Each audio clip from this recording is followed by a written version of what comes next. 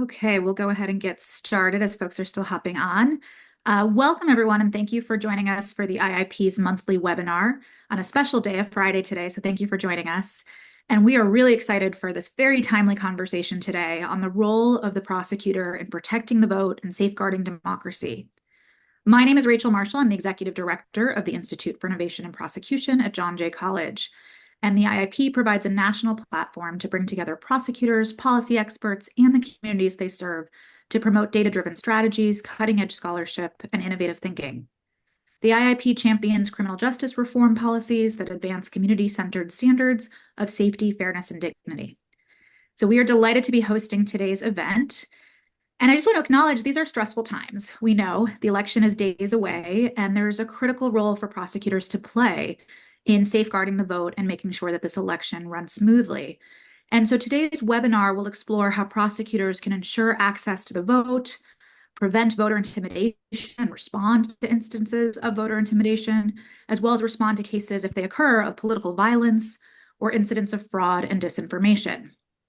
Our panelists are going to be drawing on work done in two very important states, Pennsylvania and Georgia. We have a representative from the Philadelphia and DeKalb County district attorney's offices to talk about the work that their offices are doing to safeguard the vote, as well as really important examples from Protect Democracy's really groundbreaking advocacy and legal work. This webinar will equip prosecutors with the necessary tools to ensure voter safety and champion the integrity of the vote during this upcoming election. So I really want to thank you for joining us for this very important discussion. And I want to briefly introduce our esteemed panelists, although I'm going to ask them to introduce their work a little bit in a moment. So I'll be brief in the intros. We will put their full bios in the chat. Joshua Barnett is a seasoned prosecutor currently serving as chief of the election task force at the Philadelphia District Attorney's Office, where he has been working since 2019. In this role, he leads the Special Investigations Unit, focusing on the investigation and prosecution of public corruption. Originally from Mississippi, Joshua served in the Army National Guard for 10 years as a military police officer, achieving the rank of Staff Sergeant and deploying in support of Operation Iraqi Freedom. Thank you for being here, Josh. Thanks. I just want to say one thing. I'm not in charge of the Special Investigations Unit. I'm a member of it. I apologize. We got that wrong. Sorry about that. That's okay. Next, I'm delighted to introduce Orion Danjuma, who serves as counsel at Protect Democracy, focusing on voting rights, protecting election officials, preventing voter intimidation, and ensuring free and fair elections. For 6 years before that, he was a staff attorney with the ACLU's Racial Justice Program, working on issues at the intersection of voting rights and racial justice. Before joining the ACLU, Orion clerked for the U.S. Court of Appeals for the Seventh Circuit and the U.S. District Court for the Middle District of Alabama. Welcome, Orion. It's so good to have you. Great to be here and talk to all of you.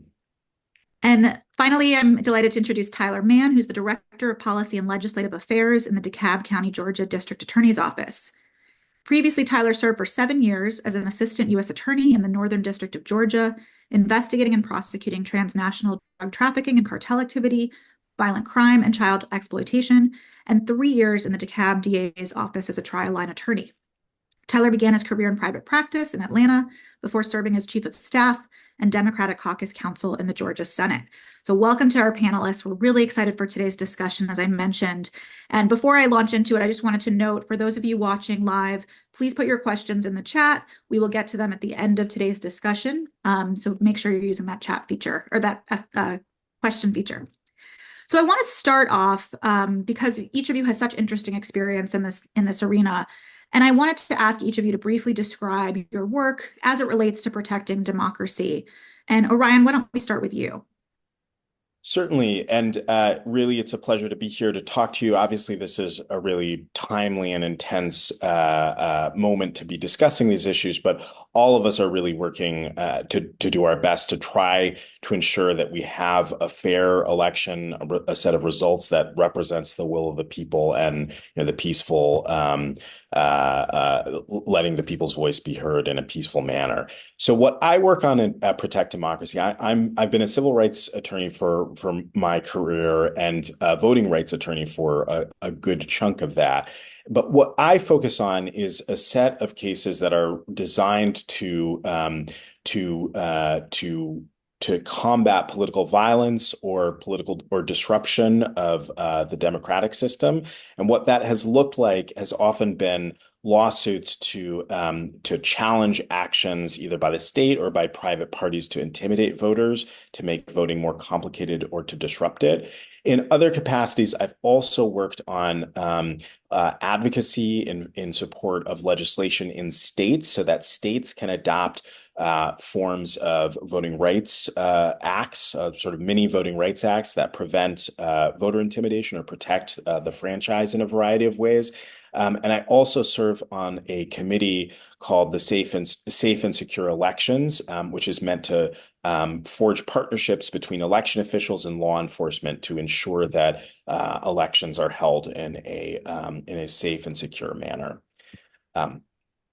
That's the majority of my docket. Great. And we'll get into a lot more of detail about that in a few minutes. Why don't I turn to you next, Tyler? I have been put in charge of the office's efforts in preparing for the election. We have an interesting dichotomy in Georgia in that obviously we had a lot of a strife, a lot of news after the last election cycle about what happened in Georgia, but we didn't have many documented cases of actual impropriety. And so we have this interesting situation where we are dealing with a messaging on paranoia and fear in the public around what might happen in the election, while not actually having any cases on the ground or any especially in DeKalb County, any documented cases of impropriety. So we're focusing on one, messaging in a positive way on how safe and fair Georgia elections are, and two, preparing for what might happen this time, partly as a result of the messaging and fear. So we are forming partnerships with other entities, which I know we'll talk about later, in preparation for anything that might arise, while also doing whatever we can to assure the public that elections here in DeKalb County and in Georgia in general are fair. Great. Josh, I'll turn to you. Thanks. And thanks again for inviting me. Glad to be here. And basically, everything Tyler said is pretty similar for us. We, after the election during the count, we had an incident in Philadelphia, which we'll get into later, that we prosecuted.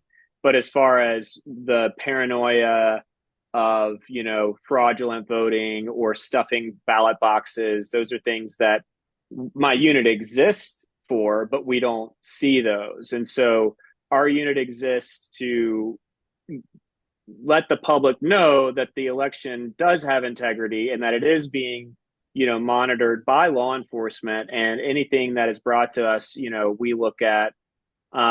We do have a special situation in Pennsylvania as well, where our unit kind of was birthed out of necessity because police officers are not allowed within 100 feet of the polling locations.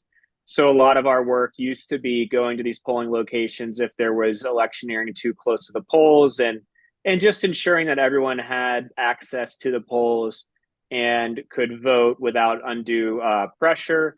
We do a lot of investigations into potential threats to election officials or threats to voters, anything like that. But, as of right now, a lot of what I do is coordinating with different agencies to ensure who's responsible for what on the day of the election.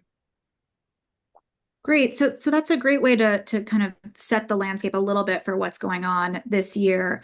And Orion, as I mentioned in my earlier comments, there's a lot of anxiety around this election, a lot of worry right now about access and integrity of the vote. What are prior threats that you've seen in previous elections, and how have they evolved? What are you seeing in this landscape this year in terms of threats? Yeah, so I would say as a voting rights attorney and a civil rights attorney, there's a series of what I would call the older wave of challenges to voter participation generally, and those were what many may remember as a series of restrictive measures by the states often to try to make it harder to vote, either by requiring burdensome forms of ID or cutting down on access to the franchise. And a lot of the battle that we were engaged in the past was often with the state over what types of laws would be legitimate and how they may be disenfranchising voters. But after the 2020 election and the absolutely unprecedented aftermath, which we're all familiar with, a lot of those threats have really metastasized and transformed into a really new set of forces. The false claims around fraud surrounding that election has essentially sort of deputized a lot of private individuals who to become involved in elections in ways that are really dangerous and disruptive. To issue series of threats against election officials, the individuals involved in participating in those elections, and to engage in threats to monitor elections and to engage in various forms of either disinformation or potential political violence and political intimidation. And that has required a real transition in the way that we address those issues, because it's a lot different to use the sets of tools we had before, which were maybe lawsuits against the state, when you have a set of private actors, and we have to now contemplate a lot of ways of partnering with prosecutors, with law enforcement, with the state, in order to make sure that the public is able to participate in elections in a way that they feel secure, that the election officials that are entrusted in conducting these elections, who are really the backbone of the election system, the sort of unsung heroes behind it, that they have the security they need to participate in those elections and do their job at this actually very high stress, sort of high, busy, intense period.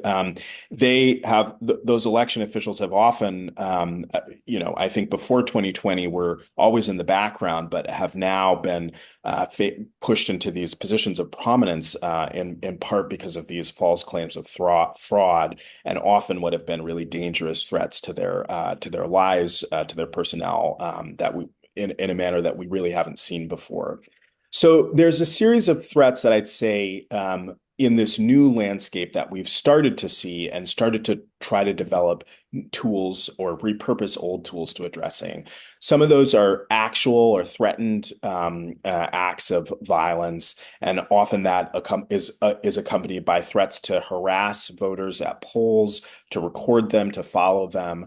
I was involved in litigating a case in Arizona called League of Women Voters v. Jennings, where individuals, vigilantes, self-appointed vigilantes, were patrolling mail-in drop boxes in Arizona with firearms and weapons. And we were ultimately able to get an injunction barring the group from doing that. But that we have seen threats to do that in this election cycle and in other elections. That was in 2022. There are also a series of robocalls or use of the internet to spread disinformation and false information about voting, about how you can register to vote, about polling places, about polling location. This is an old tactic that has been used in the past, but we've seen it change and amplify in this new era where we have artificial intelligence and new ways to potentially promulgate disinformation. And there have been a number of lawsuits that have been important and precedential about combating those forms of election disinformation. There are also threats around threats to dox, to publish false information about election officials or voters that are perceived to have been doing something wrong when in fact they've been complying with the law. And then there are a series of baseless voter challenges. Most states have statutes in place that allow the qualifications of a voter to be challenged. Those were intended to be sort of in-person challenges if you knew that someone was not the person they were purporting to be. But those have now been kind of transformed into this new mode where the large amounts of challenges, huge amounts of challenges are being filed against thousands or hundreds of thousands of voters in certain states. And that is creating huge burdens for election officials to work through those new sets of challenges. They often can be used to target communities of color. So that's a flavor of some of the new types of threats that we're seeing and the responses that we need to create now to respond to that new landscape. Sure. Thank you, Orion, for setting that landscape, which is scary. I want to turn to you, Tyler, to sort of ask about what it looks like on the ground in Georgia, which, as we all know, is a battleground state this year. And so, what kinds of things are you concerned about, and how is your office preparing to respond? Well, as you know, I mean, Georgia has been a focus now for years, especially after the last election. And our biggest concern is distrust among the public and what that might lead to. And Orion touched on this a bit, but since the last election, there has just been a lot of messaging on weakness in the elections and potential unfairness, mostly completely unfounded. But what it has done is that pressure on those who used to come out and say it's unfounded has given room for people that used to be dismissed as conspiracy theorists to get a voice and to be allowed to kind of push some narratives that don't really have a lot of support.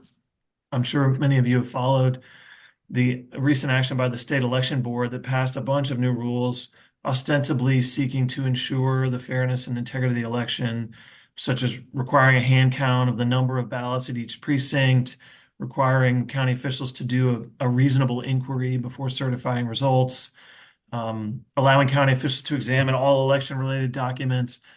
There are, I think, 7 or 9 new rules, and the good thing is that there's kind of a immediate bipartisan reaction criticizing those rules. There's now litigation that's going on. Courts have overturned most of them. The litigation will continue.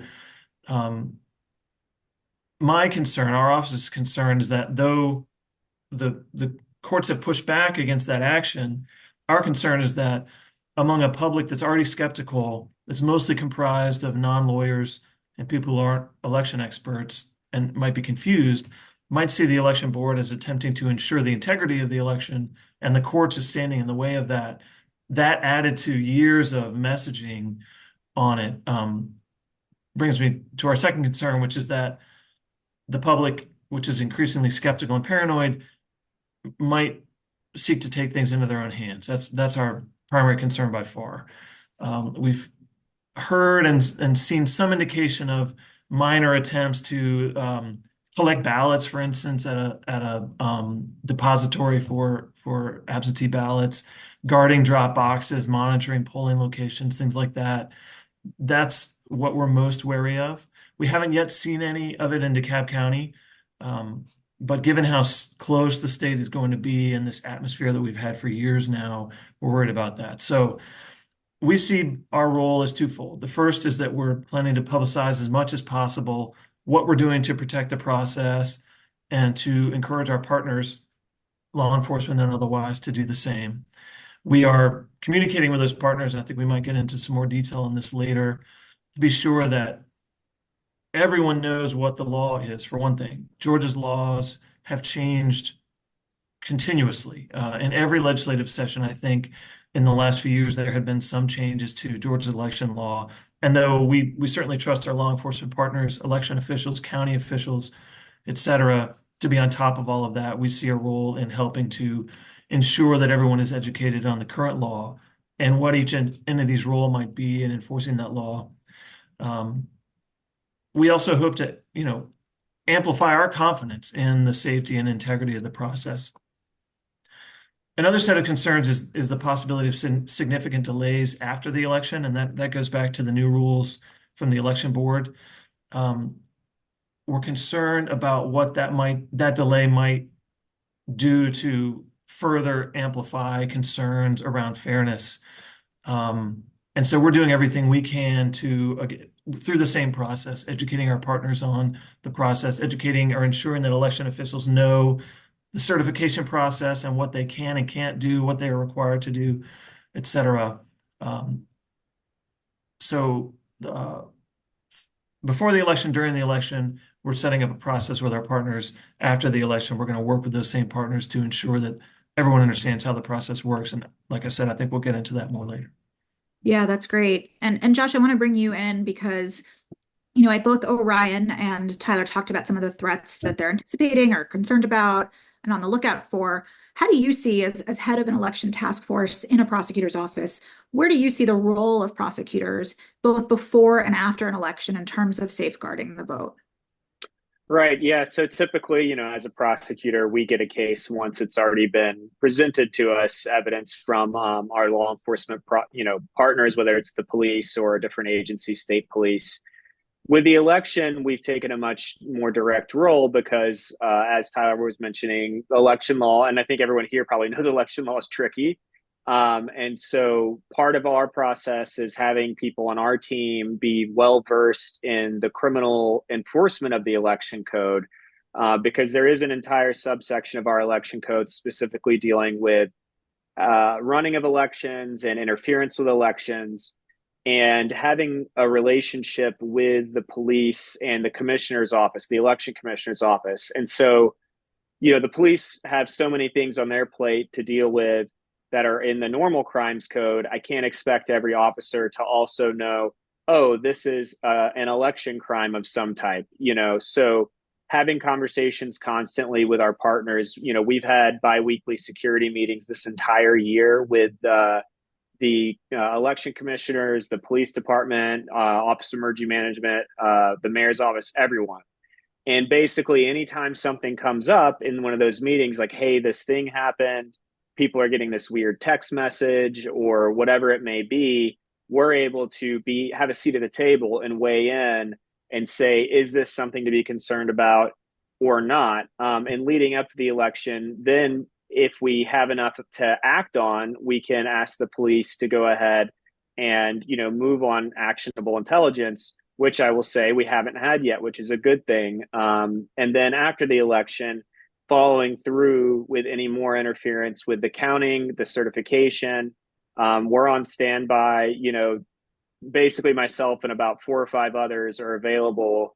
And if something were to occur, the police know exactly how to reach us and how to get decisions made rather quickly, instead of the way prosecutions can normally move.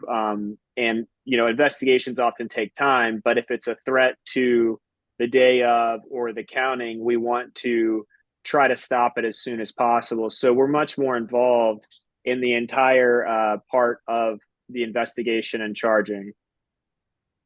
Great. And so, you touched upon some of the complications of the law. And Ryan, I want to turn to you because what are some of I know there's a lot, but what are some of the top line recent developments in voting rights laws that you think prosecutors from across the country who may be with us on this call should be informed about and consider in their future cases and in their work? Yeah, so I think there's a variety of ways of laws that may be relevant, and I think this was referenced earlier. But one of the difficulties in the area is that every state's voting rights laws is changing so quickly. But I think some of the top line law that is relevant for prosecutors to know generally nationally is about developments in the true threats doctrine. The Supreme Court has decided cases in this, a recent case in this area that does not involve voting rights at all. It was a stalking case out of Colorado called Counterman. But what is often at issue in many of these cases where there are confrontations between potential vigilantes or members of the public and voters are issues around free speech. Police officers, we know, really do not want to get caught in the crossfire in and around an election, around knowing the boundaries of speech. But a lot of the conduct that is engaged, that some individuals are interested in engaging in around an election is not protected as speech, and it would constitute true threats under the Supreme Court's most recent case law. Our organization, Protect Democracy, has a briefing and a memorandum on that and how voter intimidation fits into a sort of post-Counterman landscape. We certainly invite you to take a look at that if you're interested in that specifically. But what might also be relevant, I think, to prosecutors here as you're surveying the landscape of issues in front of you is another form of arguable speech is disinformation about the election. And the Supreme Court has confirmed in recent cases that the state has a very strong interest in protecting information about where, when, and where an election will be held. So forms of disinformation that are being perpetrated by people that target voters is potentially actionable either under criminal or civil laws in various states. So I'm speaking in very high generalities because I don't want to get into the weeds of specific citations, but I think those are some of the issues that are worth having your finger on. And then I think it was both Josh and Tyler really said it's really important to know the law in your specific state. And one thing I'll say just before because I know as prosecutors, you're prosecuting everything. And so you're not necessarily taken on to be an expert at all in election law. But the committee I work on, the Committee for Safe and Secure Elections, has started putting together primers for each state about pertinent election laws that might be relevant to the holding of an election and to how election officials will fare. And I'm going to put this in the chat to the host, maybe in the hopes that it could be circulated to folks on the call. But if you Yes, go we'll share that in the full chat. but if you go to that link, you actually it will give you a little primer, a small booklet that either law enforcement or prosecutors can have that can give you a guide to some of the pertinent law for your state. That's great. And I just want to follow up on one of the later points you made in terms of the disinformation law changing. And that is a huge problem that has emerged in recent years. And I'm curious, but Josh and Tyler, either one of you can answer, what is the state of the law in your state? No pun intended, when it comes to this kind of misinformation and disinformation that's circulating, whether it's fake endorsements, misleading advertisements, fake election dates, things like that. So if you don't mind, I can chime in first. Pennsylvania election law generally is from 1937. There are two main statutes that are kind of catch-all enforcement statutes for intimidations, threats to sway a voter or to otherwise interfere with a free and fair election. And there's a section in there about, defrauding by some contrivance. It's very like dated language. And so it hasn't been applied in a modern disinformation situation. The only case I'm aware of is a non-presidential case from, I believe, the 80s, maybe earlier, where an individual published or printed out a fake endorsement from a slate of Democrats who weren't even real people. It's like this guy thought of AI before it even existed, and he just said, make me an endorsement from all these Democrats in the county for this county position. Well, he never even handed it out, but the prosecutors prosecuted him under this statute, and the court found in their written opinion, because it was a small appeal, it was a weird procedural appeal. They said that no person would believe this to be true. So this can't have been defrauding voters because voters are too smart to have fallen for this, which we know is not the case. And so, especially now with the way AI has developed, that's one of my biggest fears, is that on the day of the election or something, there will be some video or pictures generated of things that could inflame the public or inflame a certain set of the public to action. And our law is not prepared for that. We would certainly, we have talked internally about how we would use these laws to the best of our ability, and hope that we can get the interpretation that we want. But the bottom line is the state legislatures need to keep up with disinformation and misinformation. The only hard and fast rule for a false endorsement, at least, is that any political ad that has to be attributed to who paid for it in Pennsylvania. And so if a political ad is put up saying, this person endorses so-and-so, and it's a false endorsement, that's harder to prosecute the falsehood than it is to prosecute the fact that they didn't put at the bottom who paid for the ad. That's interesting. I'm sorry, Mitchell.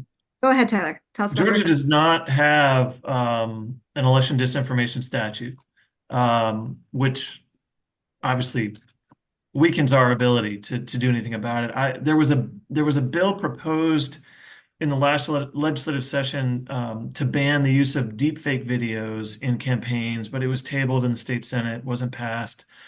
Um, and as I referenced earlier, there's now oxygen for conspiracy theorists in Georgia to get more of a spotlight and continue their messaging because there's no statute. There's no way for us to proceed criminally. It's possible that we could come up with a novel method of prosecution in the absence of a misinformation statute, but we have not yet had the need in DeKalb County at least to find one. I was curious about kind of nationwide the state of the law. I'll send a link to the chat. I hesitate a little bit because I don't know anything about this organization, but I think this map it's just a factual map on which states have election disinformation statutes and which don't. So I'll share that with you if you'd like to share it. But as of now, we have no misinformation statute. Thanks. And it sounds like maybe one of the roles that prosecutors can play in some states is for advocacy around legislation and new legislation Sure. to change. I want to address another issue that comes up a lot when talking about this coming election, and that's a lot of allegations of voter fraud and election irregularities. And Josh, I believe you, or Tyler, I believe you briefly spoke about this earlier, but is there any basis in terms of what you have seen on the ground? And can you kind of ground that in a little bit of statistics or data in terms of what you're seeing in regards to allegations of voter fraud? No, we really have not seen much at all. I in preparation for this, in addition to my background information, I did some research, and there have been two cases this year in Georgia. And one of the resources I relied on is the Heritage Foundation, which, as I'm sure you all know, is a conservative think tank who has done a lot of work in this area. The vice chair of the state Republican Party was convicted of voting 9 times while ineligible from 2008 to 2010. He was ineligible because he was a convicted felon. That was one case. And then there was a woman who was canvassing for a left-leaning advocacy group that was convicted of having people fill out voter registration cards with fake names. But not counting the 19 people who are charged in President Trump's indictment in Fulton County, those are the recent cases. I believe there were 39 reports to the state election board out of however many millions of votes. But those are the existing cases. I think in 2018 there was an election that featured only Republican candidates that was overturned due to some out-of-district voting. But that's the sum total of what we've actually seen come to prosecution in Georgia. To go back to my original point, the public perception of alleged and actual fraud is much greater, and that uncertainty leads to a sense of powerlessness, which feeds back into our concern about people taking things into their own hands. So we're trying to do what we can to message on the facts. And, as everyone knows, that it's a challenge these days to present data and have it be compelling. But we think that that's probably our best tool in fighting the misinformation around the prevalence of fraud. We appreciate that. And Josh, let me ask you as well in terms of what you see, and not only what you see, but sort of like how would you respond if you get a case of voter fraud? Because I think some people might say and respond to what Tyler just said and say, well, that's just because officials are ignoring the problem. This is a widespread problem, but it's just not being addressed. So I wanted to give you a chance to kind of rebut that argument. Yeah, sure. So again, with like Tyler said, the actual reports of any kind of voter fraud are very few and far between. Our election commissioner system in Philadelphia does an excellent job. If something is fishy, they send it to me, as well as the federal agencies. I know this year alone, there's only been one individual who is charged voting both in Pennsylvania and in Florida. That's still ongoing, and that's a federal case. And that's something we have constant communication with the FBI about any allegations for these things. I have probably seen maybe a dozen over the past 2 years that were flagged as potential, and we've investigated all of them, and none of them were founded. Sometimes there's clerical errors. There's things with provisional ballots, which they're allowed to cast. And, anything we get, we investigate. I can't speak to ongoing investigations, but I can say there's literally one potential some type of voter fraud, and that's it. That's the past since I took over this unit in 2022, it's been a handful have been referred, and none of them have been founded except for this potential one. So, thanks, Josh. So, Orion, we talked a little bit about voter fraud just now, but I want to contrast that with the problem of voter intimidation and tactics you briefly touched upon. What are some of those trends that you're seeing when it comes to voter intimidation? And by that, I mean denying people the right to vote or preventing them from voting. And specifically, who is most vulnerable to falling victim to these kinds of schemes to intimidate voters? And feel free to touch upon some examples. Yeah, voter intimidation is a broad umbrella, at least under the the Voting Rights Act. It's essentially anything that would cause a reasonable voter to hesitate to cast a ballot, which is a pretty big category. So there's a lot of different forms of intimidation. It is voter intimidation to spread this type of disinformation with the goal or not of preventing voters from voting. And importantly, the Voting Rights Act is actually a objective standard. So the question is actually just, would the conduct intimidate a reasonable voter? So in other words, the person patrolling the ballot boxes, the mail-in drop boxes in Arizona with a gun might say, well, I'm just here to make everybody feel safe. That even if that's sincere, that doesn't matter if that would be intimidating to a reasonable voter. And I think anyone could agree, and ultimately the Trump-appointed judge in that case did agree that a normal voter would be intimidated by someone who was dressed in military gear with weapons outside of a polling place. Of course, there are far more subtle forms of intimidation that we've seen that are also potentially actionable under civil rights law. But I think, and I can touch on what sort of Tyler and Josh said. The thing to be aware of is that these claims around these claims around fraud end up being parasitic with this cycle of voter intimidation, because the sense that there is this massive amount of fraud happening, that prosecutors are refusing to pay attention to it, that means that the public needs to come out and take matters into their own hands in the way that Tyler said. And then you get a really dangerous tinderbox, because the more that either the police show up to try to protect people, the more people might actually even be intimidated by that, because they'll say, there's chaos, there's confusion. I don't want to be involved in this at all. I'm going to hesitate, and I'd prefer not to vote at all. So it's actually a really delicate balancing act to ensure that you are both following the law, that you're allowing people to express their First Amendment rights in the way that they are entitled to, but that you are halting individuals and groups from engaging in conduct that does cross the line into intimidation or into disinformation, and then to find a remedy that won't actually aggravate the problem and potentially intimidate more voters by providing this sense of disruption and chaos.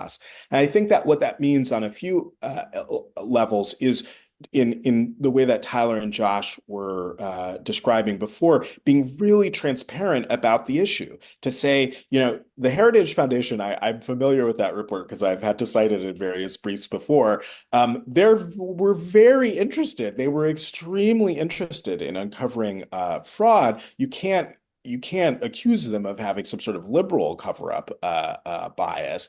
And they looked over a course of decades and really found nothing. And to say that we, in fact, do have task forces that the states have prepared, and if we uncover cases of fraud, we will do something. We will act on those to try to give the public it's not going to reach everybody. We know that people have been have gone into during the pandemic have gone into weird weird places in terms of the conspiracies they believe, but there are a lot of people who will be assured by that, who will find some confidence in that. And that's what our struggle for is essentially over the folks who may be open to messaging on really either side of this. And if you have that, that's something that can start to break this cycle of the sense that, there's this ongoing fraud, and we are the only ones who can do something to stop it.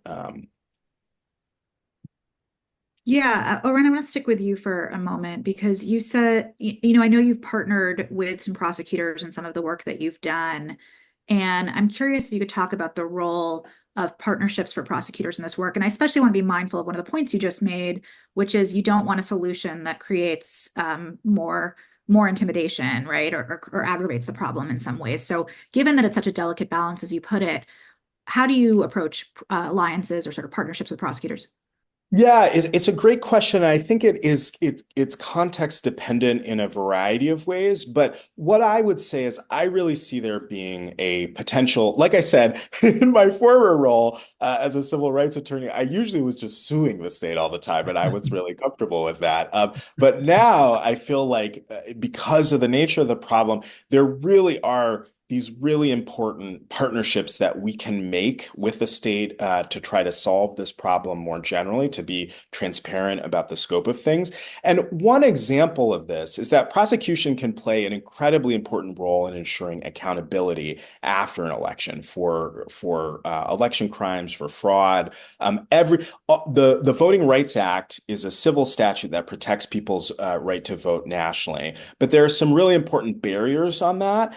And the reality is almost all states have some form of criminal sanction against disruption with an election, but we often need civil tools to complement that. And there are a lot of reasons for that. One is that as prosecutors, you certainly know the burden of proof is very high as it should be. It's very important. Criminal charges are really serious, but criminal charges can play a really important role in ensuring accountability in really clear and extreme cases of disinformation and intimidation. But civil tools are often available if the burden of proof is not at that level to stop ongoing harassment and to enjoin conduct as it's occurring. So, for instance, in Arizona, there wouldn't have been time to prosecute someone in advance of the election for engaging in intimidation. And I don't even know if there could have been a crime that would have been made there, because some of the people who were engaged in the intimidation really might not have been proven to have had a bad intent. That threshold is really strong, but civil practitioners can play a really critical role in halting the intimidation as it's going, and can partner with prosecutors in order to find good ways to engage in those solutions. In addition, what we found is that I mentioned a case called the National Civic Coalition versus Wall about robocalls, or I might not have provided that case site, but I talked about robocalls being a form of intimidation. And there's an important case in New York State that's been heard by the district court and has set some really important precedent on voter intimidation.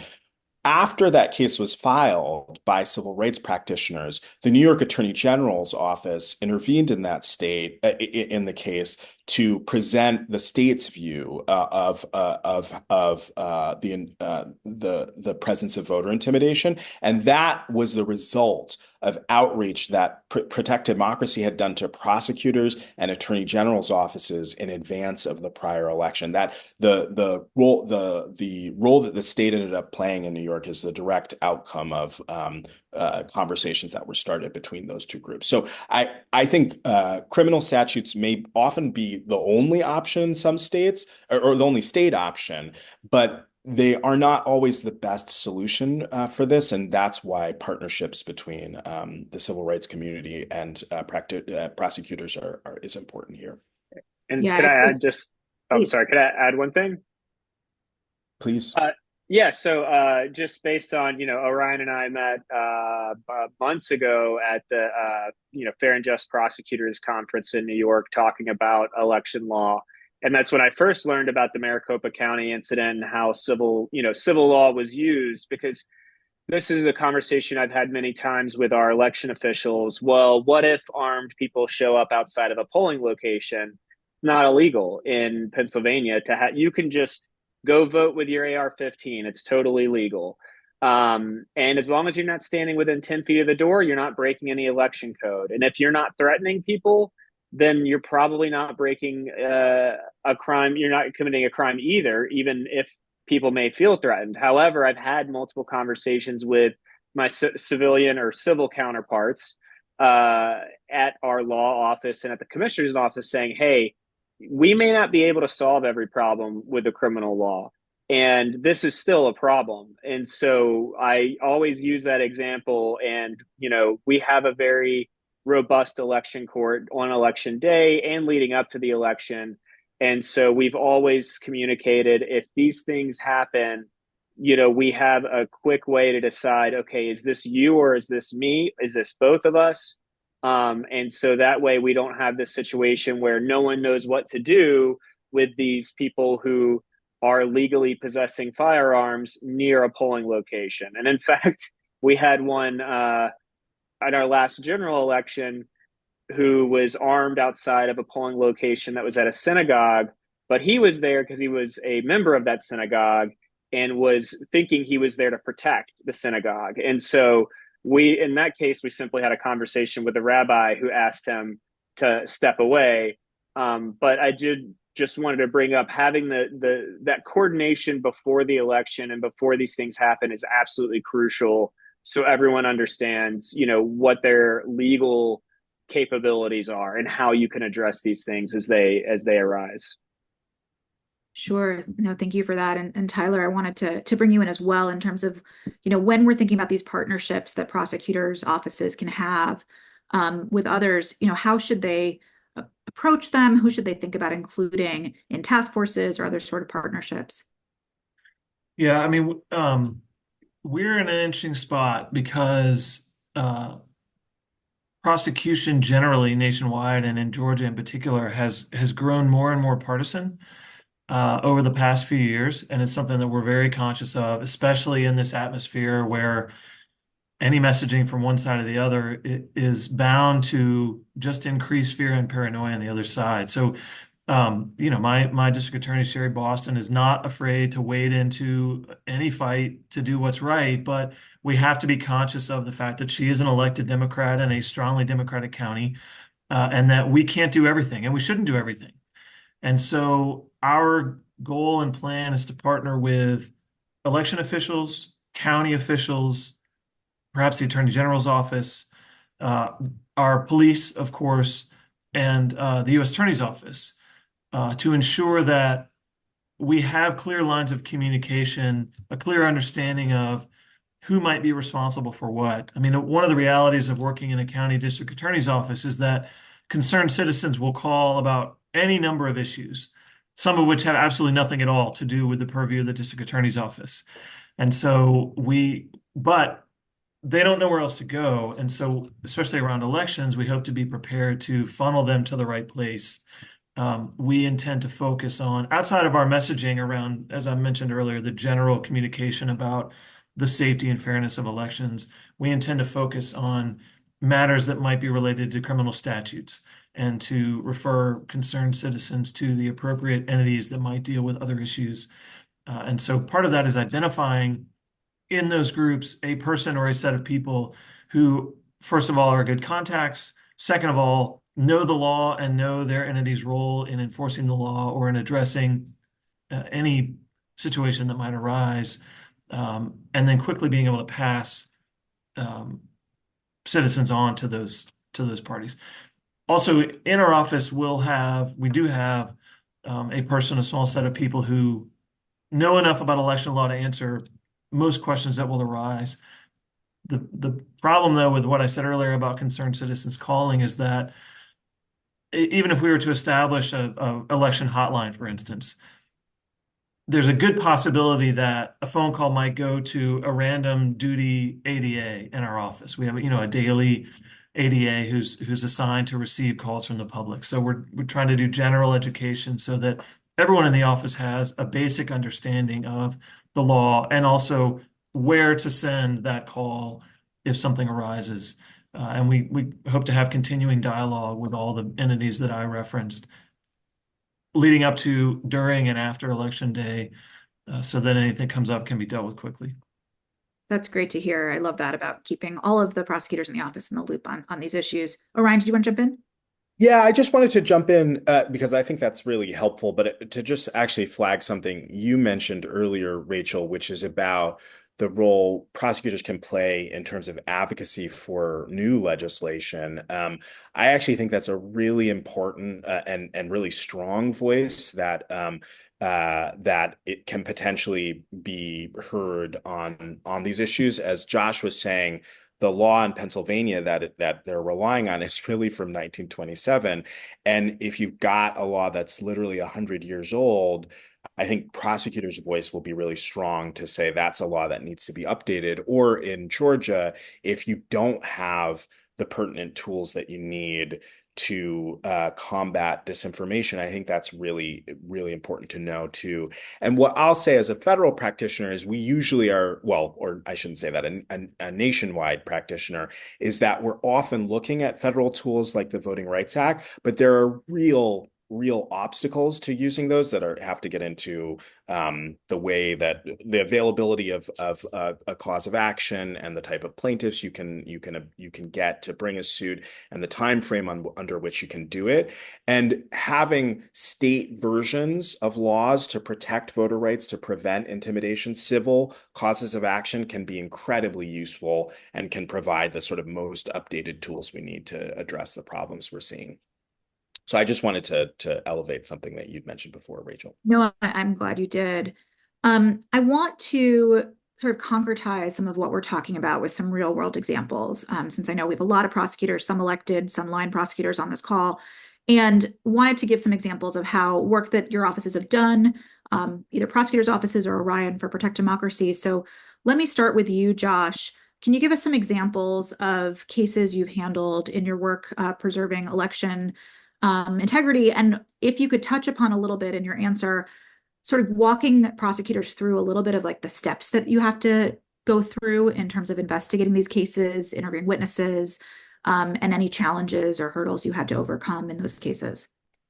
Sure. So the case I'm going to talk about, though, I didn't handle personally. It was before my time in this position, but it'll highlight the issues with prosecuting these election crimes. And so in 2020, I believe it was a day or two after votes were cast, while there was counting still going on in Philadelphia at the convention center, two individuals drove from Virginia in a Hummer with an AR-15 and a bunch of ammunition, and both with pistols. There was an FBI tip that reached PPD. They arrested them outside of the convention center. They ended up giving some statements to the FBI, and it was prosecuted by one of our gun violence task force prosecutors. But there was also an election code violation that was included, which is one of those two statutes I was talking about that they're both about a paragraph too long and kind of confusingly worded. And basically, there's a catch-all in one of them that says, any conduct contained in here that otherwise interferes with a free and fair election. So, bringing guns, so they weren't lawfully allowed to have these guns in Pennsylvania due to a licensing issue. So that was the minor part of it. But the real issue was we knew why they were coming with a long rifle with hundreds of rounds of ammunition, because we had text messages, we had internet searches, things for like fake FBI badges, text messages within a group about how it's going to be kinetic and how they need to stop this and how this is, all these things, how there's this conspiracy going on of this fake election counting going on inside the convention center and how they were going to stop it. And a lot of very thinly veiled threats about how they're going to accomplish it. As a veteran myself, and these guys supposedly were part of this Vets for Trump. They were using terms like I said, fire mission. We're going on a fire mission. It's going to get kinetic. Those are all things to me that indicate violence. So when they were prosecuted, the judge ultimately found them guilty of the firearms crimes. But because of the way the statute is worded for interfering with a free and fair election, she chose to interpret that to mean the election was over once the ballots were cast, which we just completely disagree with. The election's not over until it's certified. But that goes to show some of the difficulty.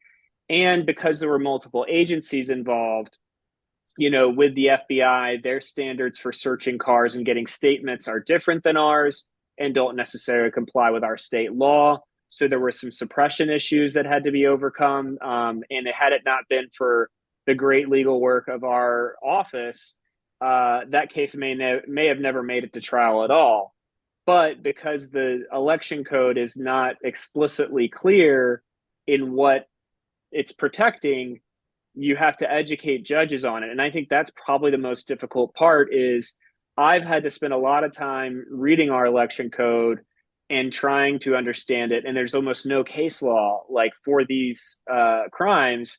And so then to have to educate a judge on it, who's under a lot of pressure in a high stakes case where all eyes are on you, I think that's probably one of the biggest hurdles, is just being able to prosecute a case based on a 100-year-old law that probably did not anticipate this type of thing happening, and is not clearly, making that free and fair election. Like, when does the election end?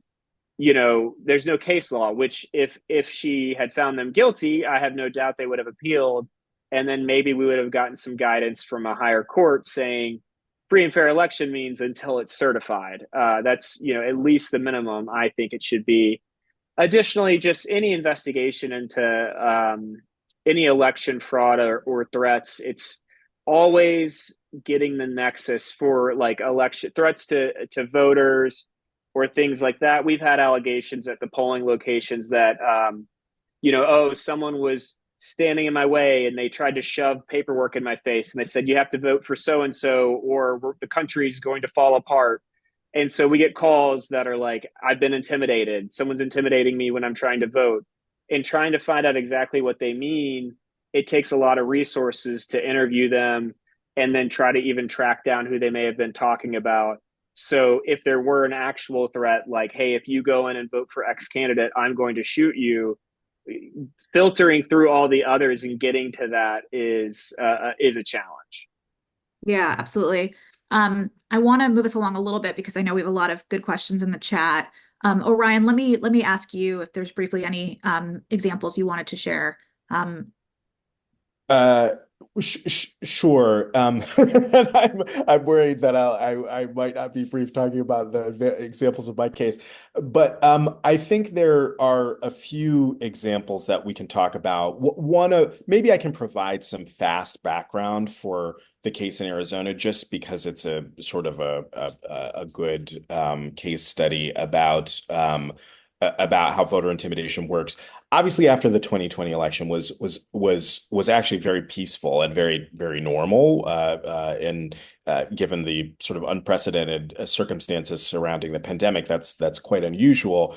But given the outcome and given the chaos after the election, there were a lot of conspiracy theories that really sprung up around drop boxes, in particular, mail-in drop boxes, as being a source of fraud.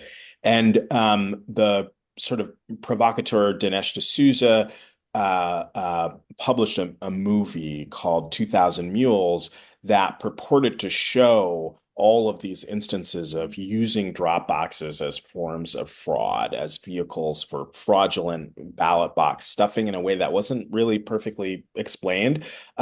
So I can't recommend that you watch that movie because it is absolutely, completely BS. All of the purported aspects of fraud were either kind of identifying legal behavior, like that was actually protected under the statute, or were distorting the available data. But as many pieces of disinformation, it was really successful in spurring a group of vigilantes to be concerned about drop boxes in particular. And some of that has continued, mail and drop box locations. And so in and around the primaries in 2022 for the Arizona midterm primaries, a group that called themselves Clean Elections USA and a woman who said that she was the prime vigilante for Trump said that they would need to take matters into their own hands and patrol patriots around each of the locations in and around Maricopa County, the big populous county in Arizona as a swing state. And we were sort of monitoring that as like, that seems potentially concerning. And in the primaries in August, they had stationed groups for sort of tailgates around drop boxes in a few locations. Nothing huge happened. People seemed to be a little concerned that this was occurring, but it was something where the organizer and leader of this movement said, "Well, that's just a dry run for how we're going to do it in the midterms, or in the general the main election in 2022." So what we saw as early voting started to happen into October in 2022 is that these sort of small groups had metastasized into these really huge groups of individuals with a set of kind of telephoto lenses directed at voters as they were going to drop off their mail-in ballots. And this individual had said that they were going to dox anyone who they had suspected of committing fraud. And unfortunately, their understanding of the law was wrong. They thought that if you're depositing more than one ballot, you're committing fraud. But Arizona law actually allows you to drop off ballots for family members. So it is not unusual. It's normal and protected under the law for you to drop off a ballot for yourself, for your spouse. And so in these incidents, in early voting, there had started to be these fights with the monitors and people voting, where they were chasing after them and saying that they are mules. And after some of these ballot mules, these people depositing ballots illegally, and after some of these confrontations, the vigilantes started to show up to the polls wearing masks and balaclavas and in military gear and with firearms. So we were like, that's too, we definitely had to stop that. That is clearly going to be intimidating to individuals. And another group filed suit, I think the day before us, and the district court actually denied their motion for a preliminary injunction. All of these move really fast, and I think they didn't quite yet have the witnesses they needed. But the judge actually said, I'm not going to issue an injunction because these individuals have a right under the First Amendment to assemble. And I haven't got evidence yet of intimidation. We were like, that's a dangerous ruling. So I think over that next weekend, sort of put together this set of 7 individual witnesses and organizational witnesses to talk about the impact and to explain the First Amendment law more clearly. And the judge heard all of that and said, well, I've definitely seen enough and I can enjoin this program. So that's one of the examples, but it's far from ideal because it requires all of this really fast moving litigation right in the immediate time before an election. And it's much better, I think, as Joshua said, if there's anything that can be done to try to calm these things before they start to spin out of control. Well, speaking of things spinning out of control, I would be remiss if we didn't talk a little bit about, I think, another fear that's looming for a lot of people, which is the threat of political violence after an election. So I kind of wanted to ask both, and I'll start with you, Tyler. What have you observed in your jurisdiction following elections in terms of political violence, and how do you think that prosecutors, or how is your office preparing for the potential for political violence post-election? So we have not had, that I know of, any political violence cases in DeKalb or any incidents of political violence. Here again, we're limited by state law. I think it's important for each jurisdiction to understand its state law around that issue. We would likely have to proceed under standard criminal statutes, which of course we would be willing to do, and probably could do so. It would probably be pretty straightforward, I think, depending on the facts of the case. Of course, it's possible that depending on the facts, we'd have to come up with some novel strategy, but we would be limited to standard statutes. Um, as I said before, our biggest concern, as we've talked about repeatedly, are these continuing efforts to undermine confidence, and the violence that might result. Fortunately, there are prominent Republicans in Georgia, especially the Secretary of State, who have been vocal in vouching for the safety of the elections. And to refer back to the Heritage Foundation, I believe they ranked Georgia #1 in that category. But we plan to publicize the various election protections that are in place as much as we can, and the rarity of instances of malfeasance, in order to kind of try to bring the temperature down a little bit. And you know, I hate to put it this way, but cross our fingers that we continue to not see that. But if we did have instances of violence, we would have to it would be a de novo experience for us, and we'd have to figure out how to operate without a specific statute. Thanks. And Josh, let me ask you the same question, but also like what proactive measures would you advise other prosecutors across the country? I know we have some prosecutors on this call from other swing states or other states where some of these issues may really come to fruition. So what proactive measures should they take to mitigate and prevent the risk of post-election violence? Sure. Messaging for sure, and being familiar with your election commissioners, their staff, their process. I've learned more this year than I ever thought I would about how voting actually works and is counted, and it makes me feel really good about it. And I think, those communications and learning for us, because the counting facility was the convention center and it was kind of an exposed place, the city and commissioner's office, along with some other agencies, have made a much better situation. And so I would, it's a little late in the game now to, change to a more secure location if your commissioners haven't already. But I would say be prepared for, I think the same thing happened in Arizona where people showed up at where they were counting the votes and were pounding on the windows, stop the vote or stop the count, start the count. So being familiar with those individuals and letting them know what they might be facing if they're not aware. Hopefully at this point, everyone's aware. But being on a good first name basis with your counterparts at the police department, at the federal agencies, and understanding, where the security inflection points are, when the ballots are moved, who's moving them, who's picking up the drop boxes. Is that a point where something could happen? Is there security for that? Is the place where the ballots are being counted, are they prepared there?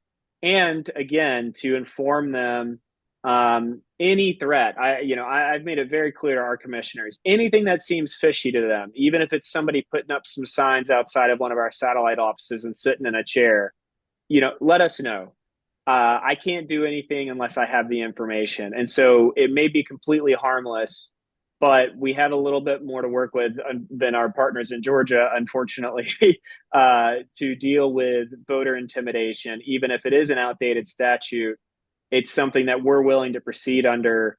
And, after the vote is definitely when we, expect, based on what's happened in the past, after the votes are brought in, that could be another inflection point. And so our message has been very clear from day one that we're not afraid to prosecute people if they come to Philadelphia to cause problems. And, that also goes to, we have poll watchers.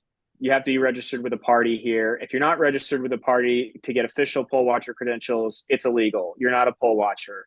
And if you go into a poll saying you're a poll watcher and you don't have the credentials, you're going to get arrested. That's just the bottom line. So putting that messaging out there that it is safe and secure for everyone. And if you try to mess with it, we will prosecute you. Josh, you mentioned one thing that I wanted to go back and touch on again, which this is another area where contact with federal partners, I think, is valuable. I think that Yep. the Department of Homeland Security, I think, has what's called a fusion center in every state. Yep. Um, I think most U.S. attorneys' offices, maybe everyone, has a district election officer.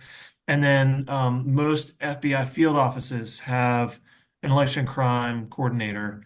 Um, it is a relationship worth establishing now. Uh, Yep. they're a great resource on political violence in particular. Yeah, and if whatever prosecutor's office you're at, if you don't know who those people are, you definitely should. I have my FBI counterpart I've talked to for years now, and the feds are in a spot right now. They're not allowed to really interfere because we're within 30 days of the election, but they're a good resource nonetheless. And that conversation should be happening, way before now. But if it hasn't happened yet, it's definitely worth reaching out. And on the day of the election, we have a full running task force like command center at the DA's office because we send out ADAs to small calls. But we also will have individuals, I'll be with the election commissioners. We'll have individuals at the FBI's command center in case some kind of terrorist threat comes up, which we're all hoping none of that exists. But everyone is communicating with each other and everyone will be able to know what's happening in real time and how to respond. So I definitely get in contact with your U.S. Attorney's Office, the FBI, if you haven't. Thanks, Josh. I know we have some very good questions in the chat, but I wanted to give each of you a chance to very briefly touch upon something that maybe you didn't get a chance to talk about or any other advice you would give to prosecutors about safeguarding the vote. And Orion, let me start with you. Sure. Just really quickly, I would say to the extent you can keep channels of communication open with the election officials who really will be reliant in some ways on law enforcement and your offices to help navigate through potentially difficult situations. Try to create scenarios to the extent you can to try to plan through certain things that might happen to have a protocol. So I think that honestly can help state officials, election officials feel a lot more calm and just in a time of a lot of tension and stress. And honestly, Tyler said this already, but to the extent possible, connect with the federal officials who have a lot of resources in this area as well. Thank you, Orion. Oh, and one final plug for the Committee for Safe and Secure Elections, which has handbooks on some of the relevant election law for each of the state that I put in the chat earlier. Thanks, Orion. We'll send out that link as well in our follow-up with this recording. Tyler, I'll turn to you next.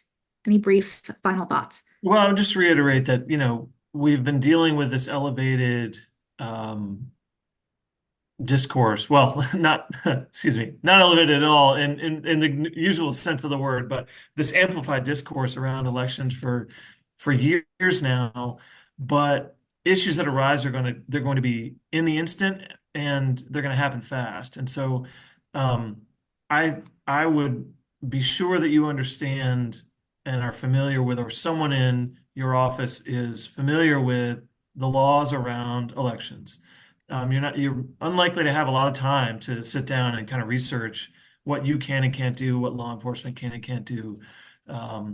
And we've focused on it quite a bit, but I think ensuring that other parties, other entities have the same understanding and that there's kind of an understanding of the division of responsibilities is very important. Early voting has already started in many places, including in Georgia, but with a couple weeks to go before Election Day, there's still time to establish a plan and ensure familiarity among the important people in your office or organization. And Thanks, that's Tyler. definitely what to me. Josh, last word. Yeah, I'll echo Tyler. Someone in your office needs to be an election law, at least mediocre expert. Someone needs to be familiar with it. Ideally, someone needs to be able to present a CLE on it and give it to the office. If that's a good tool, that's something we did, and it actually made me much more aware. And then also speak to your counterparts, learn the entire process. And if you have, Secretary of State who defends election actions speak to their attorneys and understand their role and what information, what can they teach you about election law, as well as like we have a city law department who now have their own election attorney specifically to represent the commissioners and to deal with all these issues that are coming up. And we talk all the time, and it knowing the whole scope of election law, unfortunately, is crucial for an election law prosecutor, even though we all know it's a lot. And like Tyler said, it's not typically something that was a full-time job before. So now it really has become that. So, Sure. yep. Thank you both. I want to turn to some questions from the chat with our last few minutes. One question we got is, what are practical steps prosecutors can take to protect election integrity without appearing partisan? Is it even possible when the DA is elected through an inherently political process? Since elections are inherently bipartisan, i.e. both sides of the aisle have a right to vote, will steps taken by prosecutors to ensure election integrity still be seen as political? Should prosecutors care? I can start quickly on that. This is something that we think about all the time. As I said earlier, it's an unfortunate constant concern of ours that prosecution has become extremely partisan nationwide and in Georgia. Unrelated to this conversation, there was a big fight in the state legislature over an oversight commission of prosecutors that laid out new reasons that the state legislature and a commission formed by the legislature can remove prosecutors. It became extremely partisan and remains extremely partisan. That, along with the discourse over the last 4 to 8 years, has made everything we do is viewed through a partisan lens, and it's really unfortunate. It has an impact on a lot of our roles. Part of what can be done is what we've discussed, just general messaging leading up to Election Day. Just expressing facts, just outlining the law, just giving assurances of fairness before any situation arises. Being proactive in communication gives some ability to be nonpartisan. Another potential step is what I said earlier about maintaining your lane and turning what can be turned over to nonpartisan organizations and entities over to them. Election boards, if your election boards are nonpartisan, law enforcement, et cetera, we're trying to focus on what our lane is and do only those things. But to answer your last two questions, as I said, we're in a situation where everything we do is partisan, and at some point, as careful as we can be, we ultimately have to decide that we don't care. We're going to do our jobs. We're going to enforce the law. We're going to view activity through a nonpartisan lens, and if it's seen as partisan, there's not a whole lot we can do about that. It's unfortunate, but it's not going to stop us from enforcing the law and from doing what we're supposed to do. Thanks. Yeah, sorry, go ahead, Josh. Yeah, I mean, I'll echo that, but also, in Philadelphia, we have 3 election commissioners. One is Republican, 2 are Democrat. It's a heavily Democrat city, but there's a requirement that one be from the minority party. But we have press conferences with all 3 of them all the time. I work directly with all of them, all of their staffs as well. Especially our Republican who. The former commissioner that was in his spot is now our Secretary of State. And we all have a great working relationship. Politics doesn't come into any of it at all, in my opinion. And the other thing to remember is, your elected official has to maintain that nonpartisan messaging when it comes to prosecution. And we're going to get accused of being partisan if we prosecute someone from one part or the other. It's always going to be an accusation, but like Tyler said, we got to do our job and we got to enforce the law. The best thing that a line prosecutor can do is not have anything on social media or attend, rallies or anything that could say, hey, this person's clearly a Democrat hack because they go to all these things. And while that sucks because you may not get to exercise your First Amendment right, I think it's important to maintain, the air of nonpartisanship, because that's at the end of the day, I don't care what party someone's a part of. I just want free and fair elections. Thanks, Josh. We have another question. Does Pennsylvania have any new laws like California's AB 2642, which is called the Peace Act, that was signed by Governor Newsom on 9/24? Of note, the Peace Act protects voters and election officials by explicitly prohibiting intimidation and threats. There are also legal protections that make the presence of a firearm or even a replica of one at a polling place unlawful intimidation. Moreover, the Peace Act will provide voters, election officials, and election workers with civil legal recourse against intimidation and coercion. So Josh or Orion, I don't know if either Uh, of you knows. so I know that no, we don't have anything new like that. There are specific laws about interfering with or intimidating poll workers or voters at the polls. The firearms, no. There are a lot of our polling locations are in rec centers or schools, and so those are illegal to have a firearm there just by their location. So there's a lot of room to improve. But of course, if Orion may even know the Pennsylvania law better than me, so I'll let him answer. The, well, I do not, and I think you're the expert there. We may be calling on you if it has occurred. But one thing I just wanted to flag that is a question about state law on this issue about firearms in particular. Obviously, this came up in Arizona, which is also an open carry state with a long tradition of firearms. There is a question, and obviously the Supreme Court has decided a number of cases recently on the Second Amendment and the right to bear arms. It's actually really important to know that those cases specifically and explicitly carve out election spaces, polling places as sensitive locations where the state has a really high interest in regulating firearms. And the originalist, the originalist constitutional interpretation that Protect Democracy and others have studied is that the regulations of firearms around polling locations in the founding era were incredibly broad. That like they had just been through a revolution. They were actually really worried about militias having large amount of arms to disrupt elections. So all of this is to say that there actually is a lot of space, regardless of the Second Amendment right to bear arms in general, for protection of election space, for laws that protect or prohibit firearms around sensitive locations like a polling place. And so it's really just a question of whether or not those exist in a particular state or don't. And some states have them, some do not. But it's another area where prosecutors may be a strong voice for advocacy for new regulations. Great. Last question I think we'll have time for. Any suggestions of organizations that attorneys in general and not in official capacity as a prosecutor could volunteer with on election day to help ensure fair elections, and nonpartisan organizations I would ask for?